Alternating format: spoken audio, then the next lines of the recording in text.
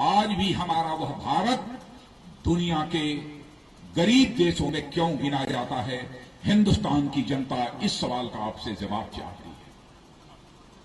इस सवाल का उनके पास कोई जवाब नहीं है। आज वह वोट मांग रहे हैं और मैं पंजाब के लोगों से कहना चाहता हूं कि इस बार का जो विधानसभा का चुनाव हो रहा है उस पर केवल हिंदुस्तान में रहने वाले लोगों की ही नजर इस पंजाब विधानसभा चुनाव के ऊपर है, ऐसा नहीं है। सारी दुनिया के लोगों की नजर इस पंजाब विधानसभा के चुनाव पर है, क्योंकि लोग इस सच्चाई को समझते हैं कि आज के कुछ वर्षों पहले जिस प्रकार के पंजाब के हालात थे, बहुत ही कठिनाई और मुसीबत के बाद तब जाकर यहां पर अमन अमान के हालात पैदा हुए हैं। लोग पंजाब के बारे में यह जानते हैं कि पंजाब की धरती यह किसानों की धरती है और साथ ही साथ अपने सीने का बटन खोलकर सीमा की रक्षा करने वाले जवानों की धरती है। इसलिए इसके ऊपर दुनिया के सारे लोगों की नजर लगी हुई है। जहां तक किसान का सवाल है, मैं पंजाब के अपने किसान भाइयों को बधाई देना चाहता हूं, मैं उनकी प्रशंसा करता हूं। भारत के मानचित्र पर केवल 1.5% का भाग पंजाब का है, लेकिन भले ही भारत के मानचित्र पर 1.5% का भाग ही पंजाब का क्यों न हो, लेकिन भारत के केंद्रीय भंडार में जो खाद्यान्न का भंडार होता है उसमें 40% गेहूं का योगदान करने वाला कोई राज्य है तो उस राज्य का नाम पंजाब है। इतना ही नहीं, 50% चावल का भी योगदान करने वाला कोई राज्य है तो पंजाब है। एक छोटा राज्य, फिर भी भारत के खाद्यान्न के केंद्रीय भंडारों में इतना बड़ा योगदान कर रहा है। इसलिए लोगों की नजर है पंजाब के विधानसभा चुनाव के ऊपर। मैं आपके प्रति आभार व्यक्त करना चाहता हूं, इसलिए 2014 का लोकसभा का चुनाव हुआ, आप लोगों ने भारतीय जनता पार्टी और एनडीए की झोली भर दी है। तब जाकर हमारी स्पष्ट बहुमत के साथ दिल्ली में सरकार बनी है और आजाद भारत के इतिहास में पहली बार किसी गैर कांग्रेस राजनीतिक पार्टी को क्लियर मेजॉरिटी संसद में हासिल हुई है। और मैं जानता हूं, जब हमारी सरकार बनी है, सरकार के बने लगभग 2.5 वर्षों का समय गुजर चुका है। हमारे प्रधानमंत्री श्री नरेंद्र भाई मोदी, हमारे विरोधी हमसे यह सवाल पूछ सकते हैं, 2.5 वर्षों के अंदर आपकी सरकार ने क्या काम किया है, आपकी सरकार की क्या उपलब्धियां हैं। उन सब सारी चीजों की यदि मैं चर्चा करूं तो लगभग 4-5 घंटे का समय गुजर जाएगा। लेकिन बहनों भाइयों, इस सच्चाई को कोई नकार नहीं सकता है कि आजाद भारत के इतिहास में भारत का मस्तक सारी दुनिया में ऊंचा करने का काम किसी भारत माता के सपूत ने किया है तो भारत माता के सपूत का नाम है नरेंद्र भाई मोदी, जिन्होंने कि भारत का मस्तक सारी दुनिया में ऊंचा किया है।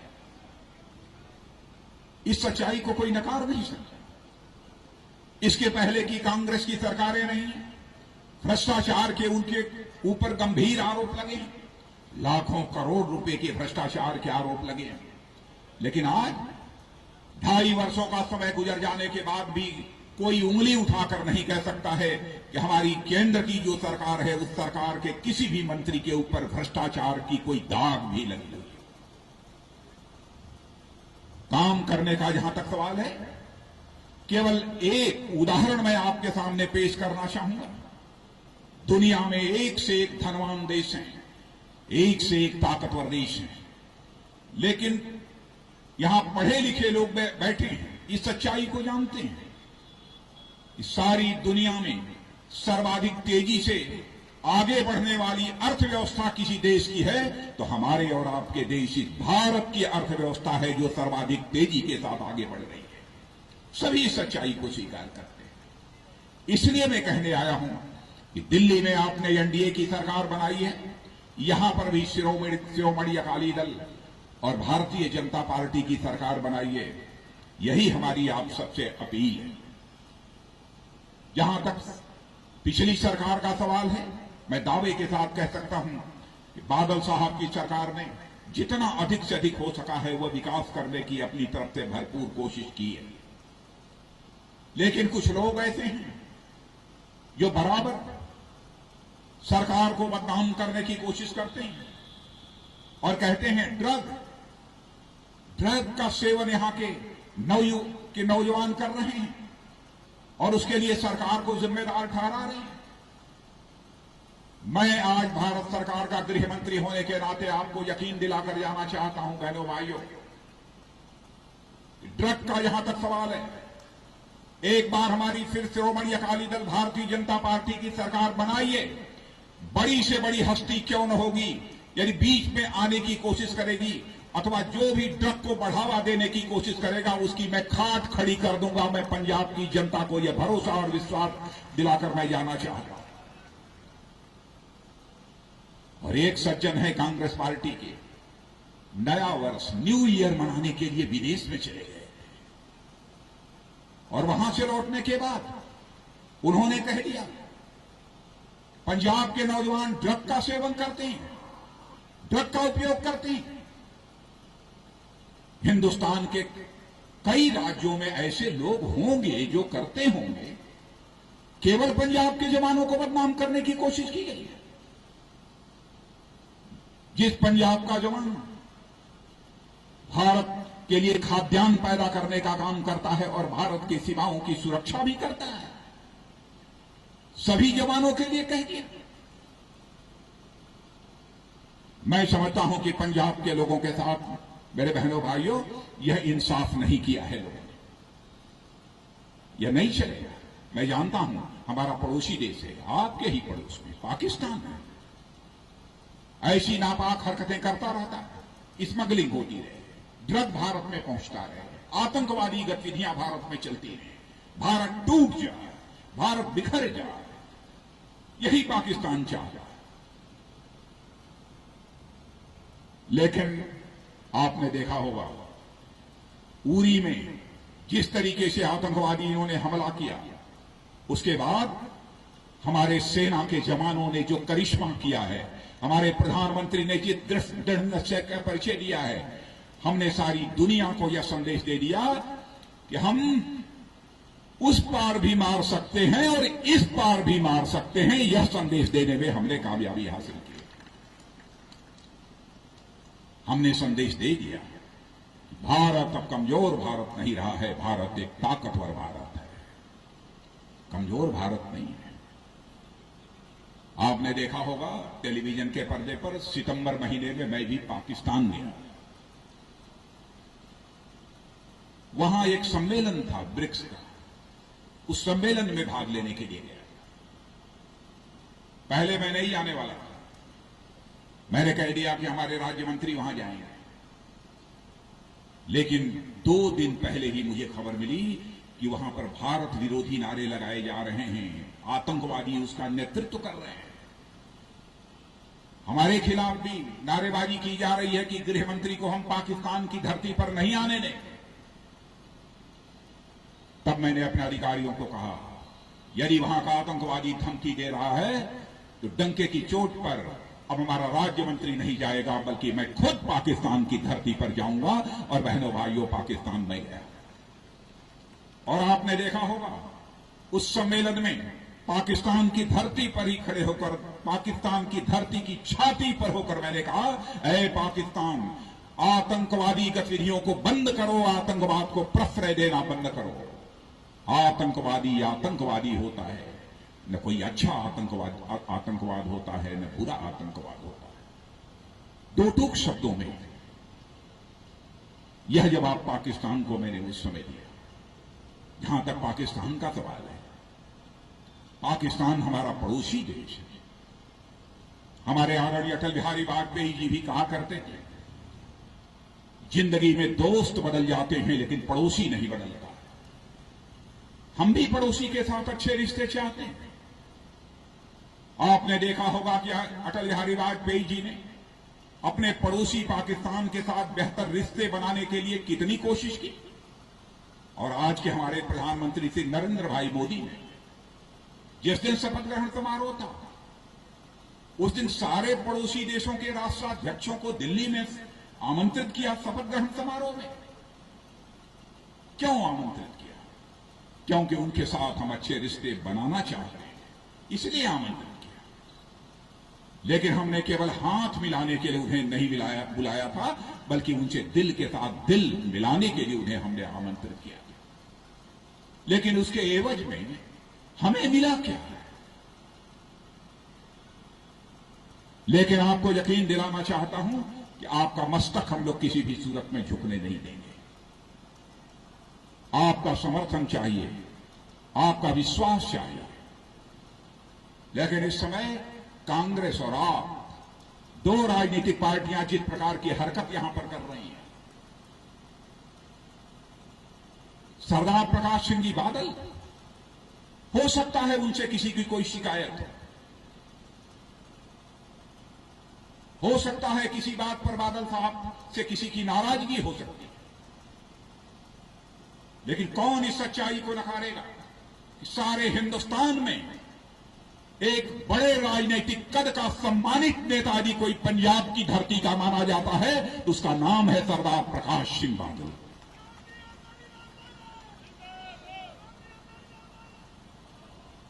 बहनों भाइयों, क्या उस 85-86 वर्ष के बुजुर्ग के ऊपर कोई पत्थर चलाएगा, जूते चलाएगा? अब पंजाब के लोग उसे बर्दाश्त करेंगे?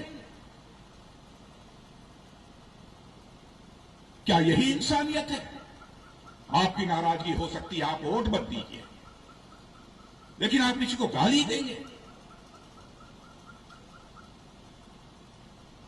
कांग्रेस के लोगों के द्वारा जो आलोचना इसकी होनी चाहिए थी, भर्त्सना होनी चाहिए, वह भी नहीं हुई, आपके द्वारा भी नहीं हुई।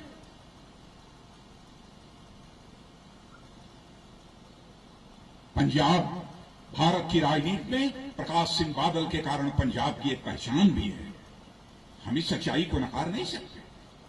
मनुष्य को जीवन में मर्यादाओं का पालन करना चाहिए। आपने देखा होगा भगवान राम की यदि पूजा होती है तो भगवान राम की इसीलिए पूजा होती है कि भगवान राम ने जीवन में मर्यादाओं का पालन किया है, इसलिए पूजा होती है। अब आपको फैसला करना है, क्या जूते और पत्थर चलाने वालों की सरकार बननी चाहिए? क्या पंजाब की आन बान शान को इससे चोट नहीं पहुंचती?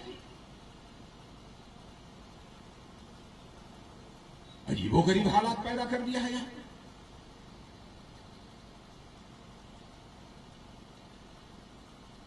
मैं कैप्टन साहब से भी कहना चाहूंगा,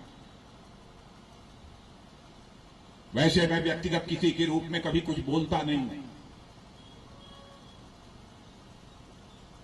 लेकिन कैप्टन साहब आपको इस हकीकत को समझना चाहिए, कांग्रेस अब डूबती हुई जहाज है, डूबती हुई जहाज है, और डूबती हुई जहाज की कप्तानी करना बहुत कठिन काम है कैप्टन साहब। डूबती हुई जहाज को बचाना बहुत कठिन काम है। सारे हिंदुस्तान में कांग्रेस डूब रही है। कांग्रेस को लोगों ने अच्छी तरह पहचान लिया है, क्या करती है। और एक आप है, नाम है आप, दिल्ली में ने सरकार बनाई है। अरे जाइए दिल्ली से पूछ लीजिए क्या कर रहे हैं, क्या इनके विधायकों की हालत है, क्या हो रहा, और यहां भ्रष्टाचार दूर करने के लिए आए।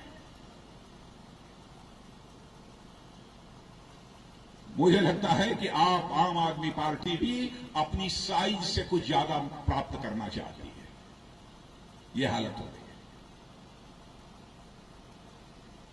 बहनों भाइयों, पंजाब को बचाइए, आप ही को बचाना होगा।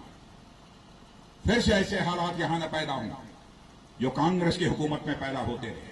पंजाब में भी तो लंबे समय तक उन्हीं लोगों ने हुकूमत की, कितना पंजाब का विकास किया है, और हिंदुस्तान का अकेला राज्य है। यहां के किसानों की चिंता किसी सरकार ने जैसी की है, मैं कह सकता हूं कि हिंदुस्तान के किसी दूसरे राज्य की सरकार ने वह चिंता नहीं की है। यहां के किसानों को मुफ्त बिजली मुहैया, यहां की सरकार करा रही है। और बहनों भाइयों, हिंदुस्तान के किसी दूसरे राज्यों में किसानों को मुफ्त बिजली मुहैया कराने का काम कोई सरकार नहीं कर रही है। यदि कोई सरकार कर रही है तो केवल और केवल आपकी पंजाब की सरकार कर रही है, बादल साहब की सरकार कर रही है। फिर भी उनके ऊपर हमले होंगे।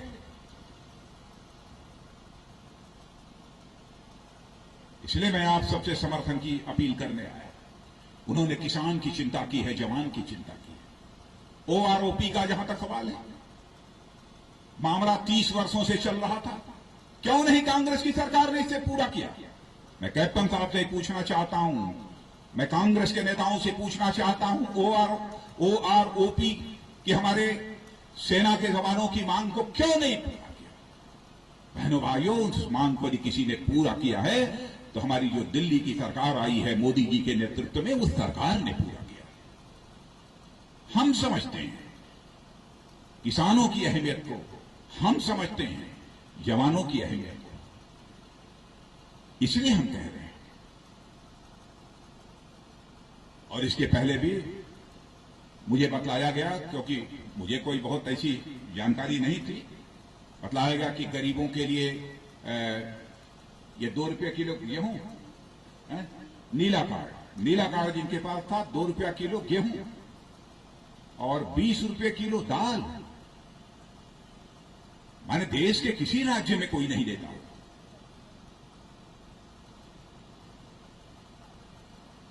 और इस बार घोषणा पत्र देख रहा था, मुझे तो सचमुच बेहद खुशी हुई। कम से कम जनता की इतनी चिंता करने वाली कोई न कोई सरकार तो है यहां पर।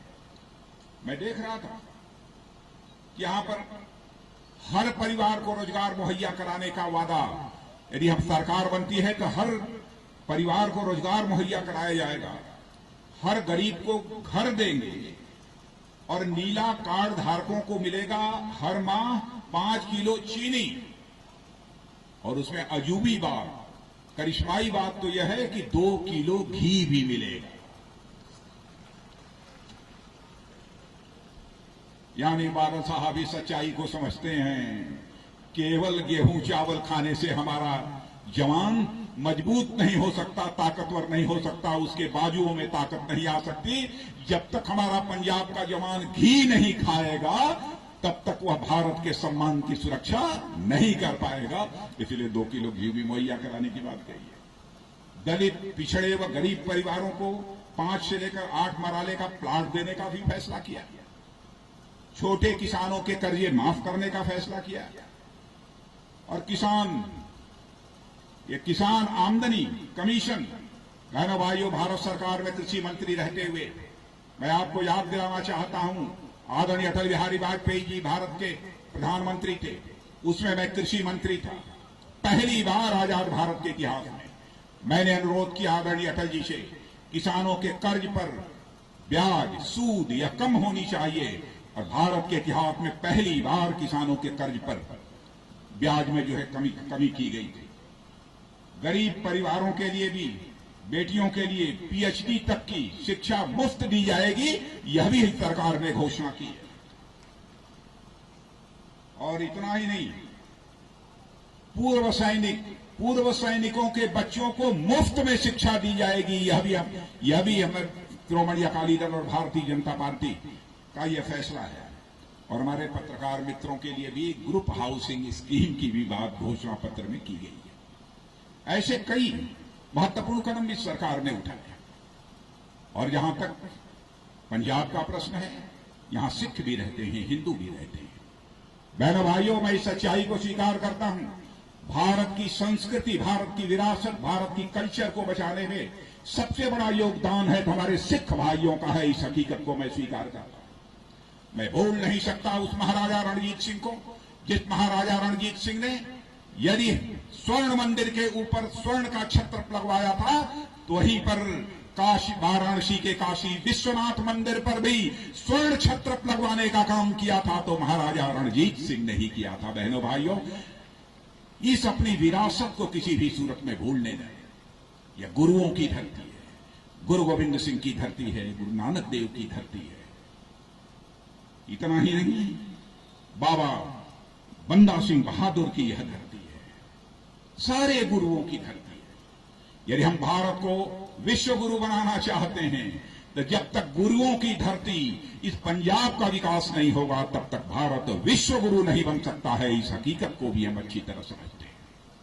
इसीलिए हमारा आप सबसे अनुरोध है कि आप श्रोमणी अकाली दल भारतीय जनता पार्टी की सरकार को अपना समर्थन देकर, अपना आशीर्वाद देकर भारी मतों से विजय दिलाएं। जहां तक नन्नू जी का सवाल है, नन्नू को आज से नहीं वर्षों से मैं जानता हूं और मैं नन्नू को मैं दिली तौर पर मैं बहुत ही मोहब्बत करता हूं, उनको बहुत ही मैं प्यार करता हूं। इस आदमी के जीवन के कारण 2-2 बार यह यहां के विधायक रहे, इन्होंने आपकी सेवा की है। इतना ही नहीं बल्कि इनके पिता सरदार गरधारा सिंह जी भी यहां से विधायक रहे, 3 बार विधायक रहे, उन्होंने भी सेवा की है। अब पता नहीं इनकी क्या गलती हो गई थी कि आप लोगों ने पिछली बार से इनको छुट्टी कर दी, लेकिन इस बार तो छुट्टी नहीं करेंगे इनकी ना। इन्हें इस बार पास कर देंगे कि नहीं करेंगे? और जब पास करेंगे तो एक बार हाथ उठाकर तालियां बजाकर इन्हें पास कर दीजिए। मैं आप सबसे अनुरोध करना चाहता हूं।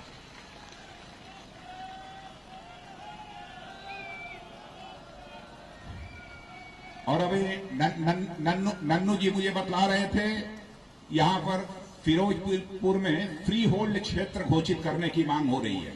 यह है मांग? तो कैंटोनमेंट में है कुछ? अब इसको देखिए, मैं सीधे आश्वासन नहीं दूंगा क्योंकि आश्वासन आपको बहुत मिला है। आश्वासन यदि नेताओं ने सारे पूरे कर दिए होते तो मैं समझता हूं आज के कई वर्षों पहले भारत दुनिया का सबसे ताकतवर देश बन गया होगा। आश्वासन नहीं, लेकिन इसके लिए मैं प्रयत्न करूंगा। मैं कहूंगा नन्नू से कि चुनाव जीतने के बाद आइएगा, जिससे भी बात करनी होगी मैं करूंगा। इसमें क्या हो सकता है यह करने की मैं कोशिश करूंगा।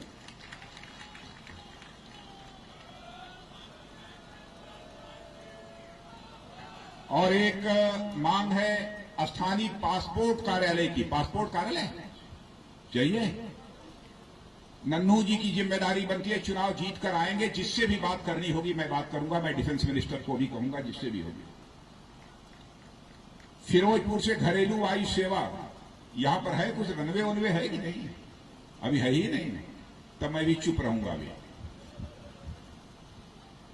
फिरोजपुर रेलवे मुख्यालय से राजस्थान, जम्मू और अन्य बड़े शहरों के लिए शीघ्र ट्रेन सुविधाओं की मांग।